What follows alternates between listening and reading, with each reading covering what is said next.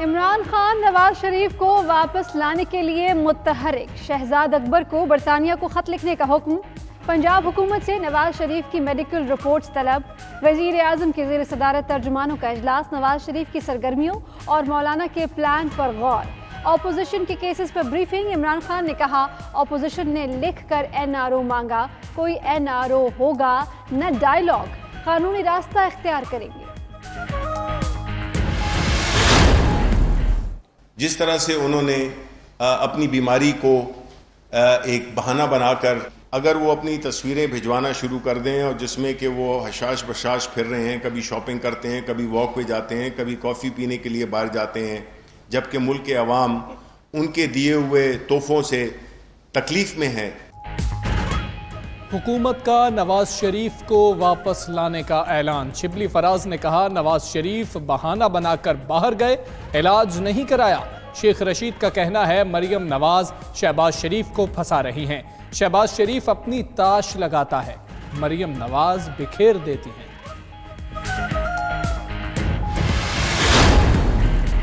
کراچی میں بادل برستے ہی کے الیکٹرک کو بہانہ مل گیا۔ شہر کے بیشتر علاقوں میں بجلی بند۔ لوڈ شیڈنگ کا دورانیہ 8 سے 10 گھنٹے تک پہنچ گیا۔ لوڈ شیڈنگ پر شہریوں کے صبر کا پیمانہ لبریز ہو گیا۔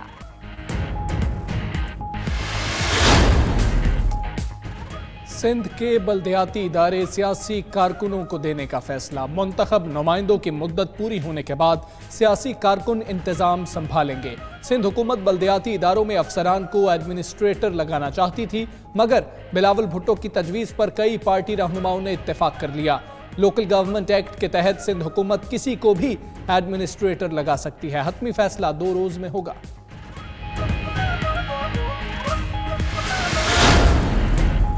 لسانیت کی سیاست نے کراچی میں مسائل پیدا کیے۔ بلاول بھٹو نے پارٹی اجلاس سے خطاب کرتے ہوئے کہا کراچی کو وفاق کے حوالے کرنے کے خواب دیکھنے والے ہوش میں آئیں۔ اگر یہ سلسلہ چل پڑا تو پھر رکے گا نہیں۔ کراچی کے فیصلے وفاق نہیں کراچی کرے گا۔ مسائل کا حل صرف پیپلز پارٹی کے پاس ہے۔ پیپلز پارٹی اپنے اختیارات پر کوئی سمجھوتا نہیں کر سکتی۔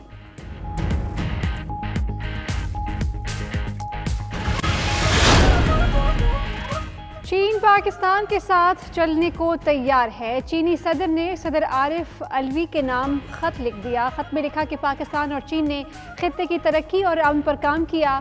دونوں ممالک مشترکہ تعاون اور ترقی کا عمل جاری رکھیں گے۔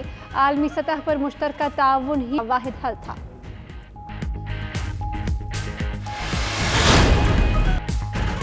شاہ محمود قریشی کی چینی ہم منصب وانگ جی سے ملاقات۔ 1 روڈ 1 بیلٹ منصوبے کو وسعت دینے پر اتفاق۔ اعلامیے میں کہا گیا پاکستان چین آہنی بھائی ہیں، چین ہمیشہ پاکستان کا ساتھ دے گا۔ وزیر خارجہ دورہ چین کے بعد واپس روانہ۔ قومی ایئر لائن نے اپنے کرایوں میں کمی کا اعلان کر دیا۔ کراچی سے اسلام آباد اور لاہور کے لیے کرایوں میں کمی۔ دونوں شہروں کا یک طرفہ کرایہ 7,879 روپے مقرر۔ صرف دستی سامان ساتھ لے جانے کی اجازت ہوگی۔ سامان کے ساتھ یک طرفہ کرایہ 8,543 روپے ہوگا۔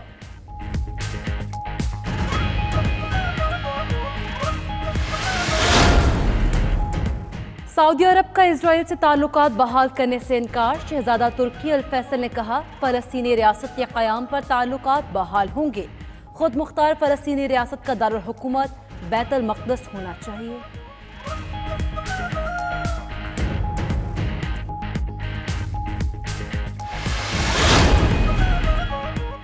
ترک صدر کا 2023 کے بعد مقامی گیس استعمال کرنے کا اعلان۔ طیب اردگان نے کہا بحیرہ اسود سے گیس کے بڑے ذخائر مل گئے۔ رب نے بے مثال دولت کا راستہ کھول دیا۔ ہم آنے والی نسلوں کے لیے اہم میراث چھوڑ کر جا رہے ہیں۔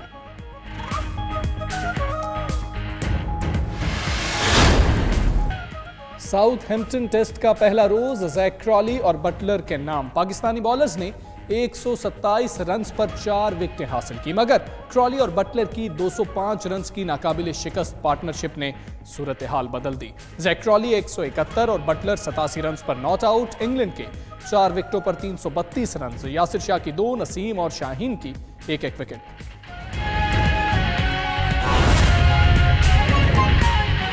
مجھ سے رپورٹ پوچھتی رہی، ہر ہفتے میں لاہور جاتا ہوں، ہمارا ہیڈ کوارٹر لاہور ہے، کہ بتائیں کیا بنا ہے، کیسے گیا ہے. اب جا کے سارے پیسے ان کے مکمل ہوئے ہیں، اور آپ یقین جانیں بہت مشکل کام ہے ایجوکیشن ڈپارٹمنٹ سے پیسے نکلوانا، بہت مشکل کام ہے. کہنا بڑا آسان ہے، ستی صاحب یہاں بیٹھے ہوئے ہیں، لیکن انشاءاللہ تعالی اگر اللہ کو منظور ہوا تو ہمارا ایک کالج اور بن رہے ہیں خیابان سر سید میں. اس کے 4 کروڑ روپیہ کسی نے جمع کرا دیے ہیں. مجھے 4 کروڑ روپے کی ضرورت ہے تاکہ میں اس کی جگہ وہ پیسے جمع کراؤں، اور ہمارا بہت چوٹی کا کالج وہ بھی بنے گا. اور ایک دوسرا کالج ہمارا ریلوے کا ہی ہے، وہ الاٹمنٹ ہو گئی، انہوں نے بھی پیسے مانگ لیے ہیں ریلوے والوں نے. 8-10 کروڑ روپے کی ضرورت ہے آپ کو. انشاءاللہ اس سال یا اگلے سال 2 نئے کالج اور مل جائیں گے، اور وہ 20 کنال پہ ہیں، ایک 20 کنال پہ ہے. ایک چھوٹا ہے، دوسرا 20 کنال پہ ہے. اور میری خواہش ہے کہ ایک سائٹ پہ اس 20 کنال پہ سکول بن جائے، اور وہ غریب آباد کا علاقہ ہے، غریب لوگ ہیں. آپ صرف ایک بات سے اندازہ لگائیں کہ ہم کتنے قومی ذمہ داری کا ہمیں احساس ہے کہ 74 سال میں سارے کنٹونمنٹ میں ایک سی بی کالج تھا، وہ بھی جو وہاں کنٹرول ہے وہ ہمارا نہیں تھا، ایجوکیشن ڈپارٹمنٹ کا نہیں ہے.